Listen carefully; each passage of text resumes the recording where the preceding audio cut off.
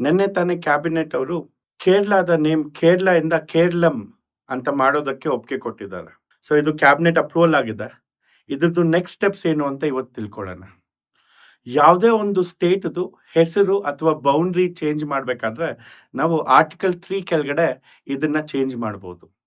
ಈ ಆರ್ಟಿಕಲ್ 3 ಕೆಳಗಡೆ ನಾವು ಯಾವುದೇ ಒಂದು ಸ್ಟೇಟ್‌ದು ನೇಮ್ ಆಗಲಿ ಬೌಂಡರಿ ಚೇಂಜ್ ಮಾಡೋದಕ್ಕೆ ಒಂದು ಬಿಲ್ ಪಾಸ್ ಮಾಡಬೇಕಾಗತ್ತೆ ಪಾರ್ಲಿಮೆಂಟ್ ಕಡೆಯಿಂದ. ಸೊ ಅದಕ್ಕೆ ಪ್ರಿಯರ್ ರೆಕಮೆಂಡೇಶನ್ ಆಫ್ ಪ್ರೆಸಿಡೆಂಟ್ ಬೇಕಾಗತ್ತೆ. ಪ್ರೆಸಿಡೆಂಟ್ ಅವರು ರೆಕಮೆಂಡ್ ಮಾಡ್ತಾರೆ. ಸೊ ಅದಾದ್ಮೇಲೆ ನಾವು ಆ ಬಿಲ್‌ನ ಪಾರ್ಲಿಮೆಂಟಲ್ಲಿ ಇಂಟ್ರೊಡ್ಯೂಸ್ ಮಾಡ್ತೀವಿ. ಆ ಬಿಲ್ ಪಾರ್ಲಿಮೆಂಟಲ್ಲಿ ಇಂಟ್ರೊಡ್ಯೂಸ್ ಆದ್ಮೇಲೆ ಪಾಸ್ ಆಗತ್ತೆ. ಪಾಸ್ ಆದ್ಮೇಲೆ ನಾವು ಫಸ್ಟ್ ಶೆಡ್ಯೂಲ್‌ನ ಅಮೆಂಡ್ ಮಾಡ್ಬೋದು. ಫಸ್ಟ್ ಶೆಡ್ಯೂಲಲ್ಲಿ ಏನಂತ ಅಮೆಂಡ್ ಮಾಡ್ತೀವಿ? ಫಸ್ಟ್ ಶೆಡ್ಯೂಲಲ್ಲಿ ಕೇರಳ ಅಂತ ಹೆಸರಿರತ್ತೆ.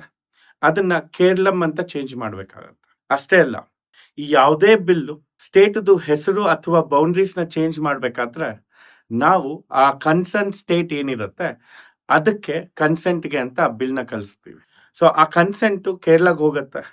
ಸೊ ಕೇರಳ ಗವರ್ಮೆಂಟು ಅದಕ್ಕೆ ಕನ್ಸೆಂಟ್ ಕೊಟ್ಮೇಲೆ ಕೊಡದೇ ಇರಲಿ ಬಿಲ್‌ನ ಪಾರ್ಲಿಮೆಂಟ್ ಪಾಸ್ ಮಾಡಬಹುದು. ಇದು ನೆನಪಿರಲಿ.